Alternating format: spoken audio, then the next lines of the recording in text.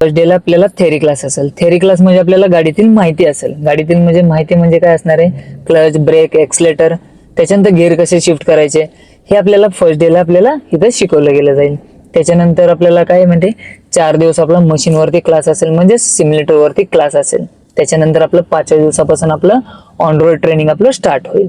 तर डेलीचं आपलं 5 किलोमीटर असेल, 20 दिवस असेल.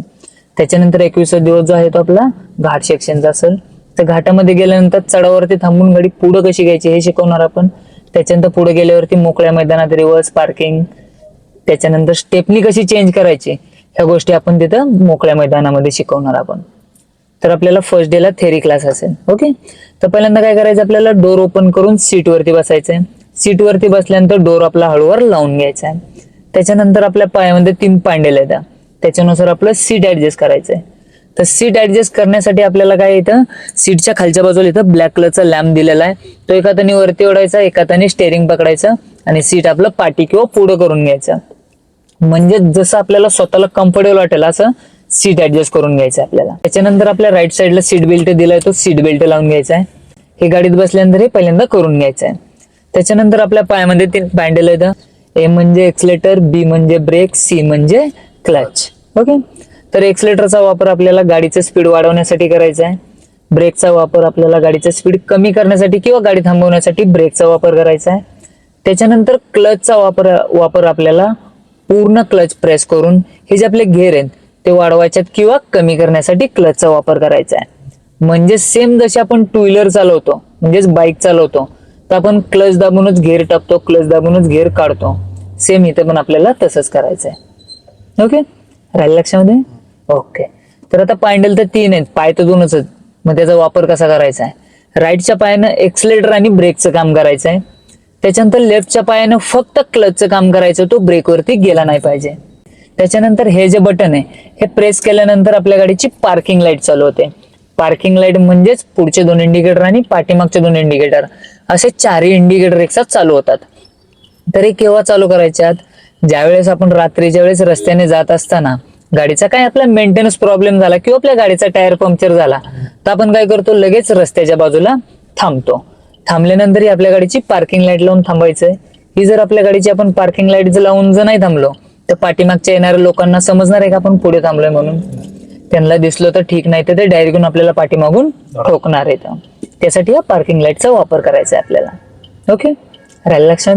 परत एकदा प्रेस केलं की हे बंद होऊन जाणार आहे. बघ त्याच्यानंतर असाच लॅम्प आहे बघा राईट साईडला आहे, तो आपल्या गुडघ्याच्या बाजूला खाली ओढायचा. त्याला थोडासा ओढल्यानंतर काय दिसतंय स्क्रीनवरती, राईट साईडचा इंडिकेटर. तर राईटला टर्न करण्यासाठी राईट इंडिकेटरचा वापर करायचा आहे किंवा लेफ्टच्या लेन मधून राईटच्या लेन मध्ये जाण्यासाठी राईट इंडिकेटरचा वापर करायचा आहे. बिना इंडिकेटर देता जर टर्न करायला गेला किंवा लेन चेंज करायला गेला तर पाठीमागचा आपल्याला ठोकणार आहे. त्यासाठी हा राईट इंडिकेटरचा वापर करायचा आहे आपल्याला. त्याच्यानंतर थोडंसं त्याला वरती घ्यायचं आहे. वरती घेतल्यानंतर हा इंडिकेटर बंद होऊन जाणार आहे. तिथून परत त्याला थोडंसं वरती घ्यायचं आहे. वरती घेतल्यानंतर हा लेफ्ट इंडिकेटर चालू होणार आहे. तर लेफ्टला टर्न करण्यासाठी लेफ्ट इंडिकेटरचा वापर करायचा आहे किंवा राईटच्या लेन मधून लेफ्टच्या लेन मध्ये येण्यासाठी लेफ्ट इंडिकेटरचा वापर करायचा आहे. राहिलं लक्षामध्ये? बंद करून घ्यायचं त्याला. त्याच्यानंतर तोच लॅम्प असा सेंटरला पकडायचा आहे. सेंटरला पकडून पुढच्या बाजूला एकदा गोल रोटेट फिरवायचा आहे. Very good. हे एकदा फिरवल्यानंतर आपल्या गाडीची मेन हेडलाईट जी असते त्या मेन हेडलाईटच्या खाली ज्या छोट्या छोट्या लहान लाईट असतात त्याला आपण फॉग लाईट बोलतो. तर हे फॉग लाईट केव्हा चालू करायची आहे, ज्यावेळेस आपल्या मराठी भाषेमध्ये सकाळच्या वेळेस धुकं पडतं तर हे धुकं पडल्यानंतर हे आपल्या गाडीचं फॉग लाईट चालू करायची आहे. जेणेकरून समोरून जर गाडी आली तर त्याला दिसलं पाहिजे आपण पण समोरून येतोय ते. त्यासाठी हा फॉग लाईटचा वापर करायचा आहे आपल्याला. ओके. त्याच्यानंतर अजून एकदा पुढच्या बाजूला फिरवायचं आहे. ओके. हे अजून एकदा फिरवल्यानंतर ही आपल्या गाडीची मेन हेडलाईट चालू होते, जी आपण रात्रीच्या वेळेस लावतो ती मेन हेडलाईट चालू होते. ओके. म्हणजे ज्या वेळेस आपण फॉग लाईट चालू करतो त्यावेळेस आपल्या गाडीची फक्त फॉग लाईटच चालू राहणार आहे. त्याच्यानंतर ज्यावेळेस आपण मेन हेडलाईट चालू करणार आहे त्यावेळेस आपल्या गाडीच्या दोन्ही लाईट चालू राहणार आहेत. म्हणजेच फॉग लाईट पण चालू राहणार आहे आणि मेन हेडलाईट पण चालू राहणार आहे. बंद करून घ्यायचं त्याला. तर हा लेफ्ट वाला लॅम्प घ्यायचा. ह्याच्यामध्ये आपली पूर्ण वायपर सिस्टीम आहे, तो असा 3 स्टेप मध्ये खाली येतो. फर्स्टला घ्यायचं थोडंसं. हे फर्स्टला घेतल्यानंतर हे हळूहळू कंटिन्यू रोटेट फिरत राहणार आहे. म्हणजेच हळूहळू पाऊस असेल तर हळूहळू आपलं कंटिन्यू रोटेट फिरत राहतं. त्याच्यानंतर थोडासा जोराचा पाऊस वाढला तर इथून स्पीड लिमिटचा सेकंड वरती घ्यायचं आपल्याला. सेकंड वरती घेतल्यानंतर थोडंसं अजून हे फास्ट फिरतं. त्याच्यानंतर अजून जोराचा पाऊस वाढला तिथून स्पीड लिमिटचा थर्ड वरती घ्यायचं खाली. थर्ड वरती घेतल्यानंतर हे अजून जोरात फास्ट फिरणार आहे. म्हणजे जसं जसं पावसाचं प्रमाण वाढेल तसं आपण इथून स्पीड लिमिटचं वाढवू शकतो किंवा कमी करू शकतो. तर याच्यामध्ये आपली पूर्ण वायपर सिस्टीम आहे. ओके. त्याच्यानंतर ते हळूहळू वरती बंद करून घ्यायचं, त्याला अजून एकदा घ्यायचं बस. त्याच्यानंतर अजून एक चौथा ऑप्शन दिलेला आहे त्याच्यात. तो चौथा ऑप्शन म्हणजे फक्त एकच सेल्फ होणार आहे वरती, वरच्या बाजूला प्रेस केल्यानंतर एकच सेल्फ होणार आहे. हा एकच सेल्फ होऊ शकतो. ओके, आलं लक्षामध्ये. त्याच्यानंतर हा मिडलला जो सर्कल जे दिसतोय तो आपला गाडीचा हॉर्न आहे. याला कुठेही असं प्रेस केल्यानंतर तो असा वाजणार आहे तो. ओके, फक्त एवढाच फरक आहे त्याच्यामध्ये की बाहेरच्या बाजूला प्रेस केल्यानंतर कमी ताकद लावावं लागणार आहे, आतल्या बाजूला प्रेस केल्यानंतर थोडीशी जास्त ताकद लावावं लागणार आहे. एवढाच फरक आहे याच्यामध्ये. ओके, आलं लक्षामध्ये. ओके. त्याच्यानंतर आता आपल्याला काय करायचं, आता गिअर टाकायला शिकायचं आहे. तर आता आपली गाडी ऑन आहे आता, तर आपल्याला काय करायचंय, पूर्ण क्लच प्रेस करूनच गिअर टाकायला शिकायचं आहे. पूर्ण क्लच प्रेस करायचं आपल्याला. Very good. असा पकडून ठेवायचा आहे, सोडायचा नाही अजिबात त्याला. ओके. तर आता आपली गाडी न्यूट्रल आहे. तर हे न्यूट्रल कसं ओळखायचं, ज्यावेळेस आपला गिअर न्यूट्रल मध्ये असतो त्यावेळेस हा गिअर लेफ्टला किंवा असा राईटला फिरतो. ज्यावेळेस आपला गिअर हा न्यूट्रलला असतो त्यावेळेस गिअर हा लेफ्टला किंवा असा राईटला फिरतो.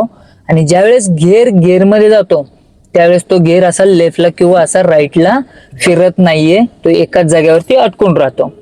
तर आपल्याला ह्याच्यावरती आपल्याला डायरेक्शन दाखवलेलं, डायरेक्शन नुसार आपल्याला गिअर टाकायला शिकायचंय. तर तो आता मिडलला आहे. मिडलला आहे म्हणजे 3 आणि 4च्या मध्ये आहे. तर आपल्याला फर्स्ट गिअर टाकायचा आहे.